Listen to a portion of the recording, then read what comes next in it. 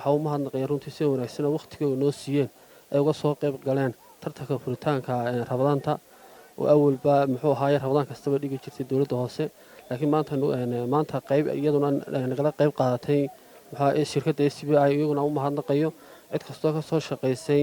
ciyaaraha wanaagsan maanta inoo bilaabeen aad baan ugu mahadnaqayaa oo ugu horeeyo isku duwa ciyaaraha degmada gobolka Gibley isku duwa ciyaaraha degmada Arabsiyo iyo tiimka la soo shaqeeyay runtii aad baan u mahadnaqayaa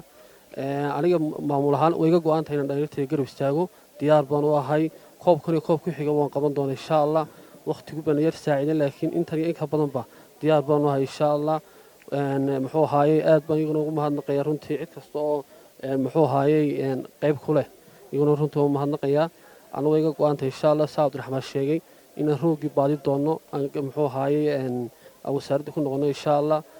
runtii muxuu hadal badan meesha noo yaalay waan salaamayaa dardaaran horaan isku silaan ciyaartooyda iyo garsoorayaashana aad baad mahadsantihiin